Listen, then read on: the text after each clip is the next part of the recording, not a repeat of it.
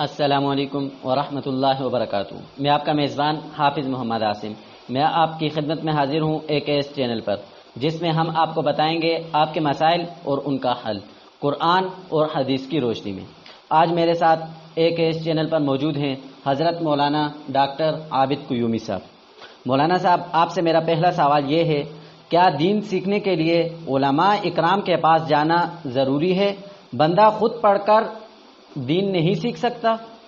بسم اللہ الرحمن الرحیم، الصلاۃ والسلام علی سید الانبیاء والمرسلین وعلی آلہ واصحابہ اجمعین۔ حافظ صاحب، آپ نے سوال کیا کہ کیا دین سیکھنے کے لیے علماء اکرام کے پاس جانا ضروری ہے یا بندہ خود پڑھے اور خود سیکھے؟ دیکھو، بات یہ ہے کہ یہ تو ایک مشہور محاورہ ہے کہ نیم حکیم جان کا خطرہ اور نیم مولوی ایمان کا خطرہ۔ بات یہ ہے کہ دین سیکھنے کے لیے استاذ اور علماء اکرام کے پاس جانا انتہائی لازمی ہے۔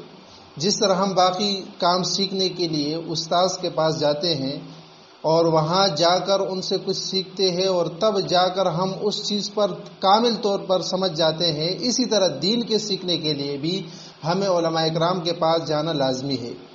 مثال کے طور پر اگر کوئی انجینئرنگ کر رہا ہے تو وہ ٹیکنیکل کالج پہ جائے گا، کوئی اگر ڈاکٹر بن رہا ہے تو وہ میڈیکل کالج پر جائے گا، کوئی اگر کوئی اور شعبے میں اسی طرح جانا چاہتا ہے تو وہ اس متعلق استاذوں سے استفادہ کرے گا اور وقت لگائے گا، تب جا کر وہ اس چیز کو سیکھے گا بھی، اور اگر آگے سکھانا چاہے تو سکھا بھی سکتا ہے۔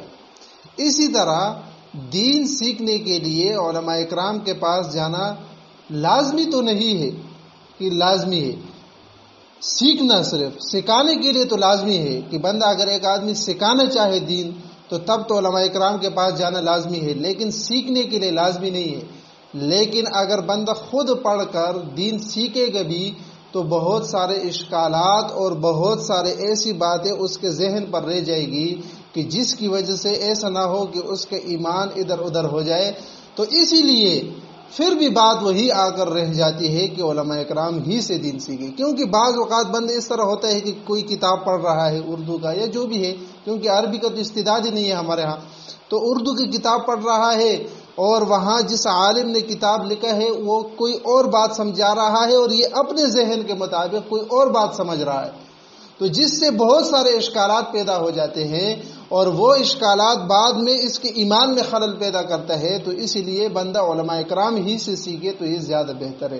ہاں، اگر کسی کے اندر اتنا استعداد ہے جو قرآن اور حدیث سے بغیر استاذ کی استفادہ کر سکتا ہے تو اس کے لیے دروازے کھلے ہیں، لیکن ایسا ناممکن ہے، کیونکہ تابعین نے صحابہ سے سیکھا ہے اور صحابہ نے پیغمبر علیہ الصلوۃ والسلام نے، محدثین نے تابعین سے سیکھا ہے، اگر نہ ان لوگوں کا جتنا ذہن وسیع تھا آج کے دور میں اتنا ذہن کسی کا بھی وسیع نہیں ہے۔ یہ تو صرف سیکھنے کی بات ہے، سکھانے کے لیے علماء اکرام کے پاس جانا لازمی ہے۔ مثال کے طور پر اگر میں کہوں کہ میں دین سکھاؤں اور آج ادھر بیٹھا ہوں تو میں کسی مدرسے سے پڑھ کر، علماء اکرام سے پڑھ کر، کتب احادیث سے اور قرآن سے اور اصول فقہ اور اصول تفسیر وغیرہ سے استفادہ کر کے آج اگر سکھا رہا ہوں تو مجھے یہ حق حاصل ہے۔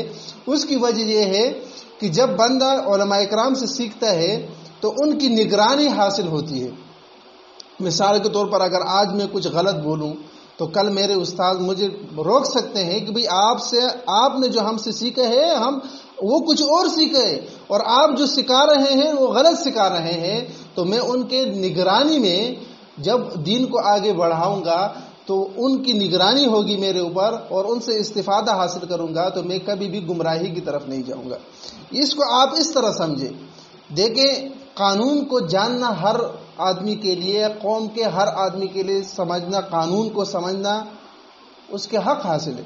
مثال کے طور پر ہمیں یہ حق حاصل ہے کہ بھئی یہ قانون مطلب لائسنس نہ ہوگا تو اتنا چالان ہوگا، یہ مجھے بھی سیکھنے کا حق حاصل ہے، آپ بھی سیکھ لیں۔ قتل کروں گا تو دفعہ 302 لگے گا، یہ سیکھنا مجھے بھی حق حاصل ہے، آپ کو بھی حق حاصل ہے، لیکن سکھانے کے لیے اور اس قانون کو لاگو کرنے کے لیے مجھے اور آپ کو حق حاصل نہیں ہے، اس کے لیے جج ہے۔ کیوں؟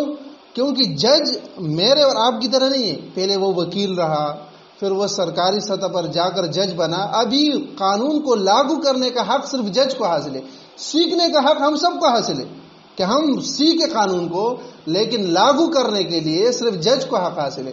اسی طرح ہم سب کو حق حاصل ہے کہ ہم دوائیوں کے متعلق جان لیں. آپ بے شک اس چیز کو جان لیں کہ بھئی یہ دوا اس چیز کے لیے ہے، یہ دوا اس چیز کے لیے ہے، اس کا سائیڈ ایفیکٹ یہ ہے، اس کا فائدے یہ ہے. لیکن آپ کسی مریض کے لیے بطور ٹریٹمنٹ اور بطور اس کے علاج کے لیے آپ اس کے لیے نسخہ نہیں لکھ سکتے. کیوں؟ وہ ڈاکٹر کا کام ہے. اسی طرح دین کا سیکھنا بندہ خود بھی سیکھ سکے اگر اس میں اتنا طاقت ہو، لیکن وہاں بھی گمراہی کا راستہ زیادہ ہے. بہتر یہ ہے کہ علماء اکرام سے سیکھے، لیکن سکھانے کے لیے تو لازمی ہے کہ بندہ ایسے لوگوں سے سیکھے کہ آگے اگر سکھائے تو لوگوں کو ایسا نہ ہو کہ گمراہ کرے، لوگوں کو سیدھا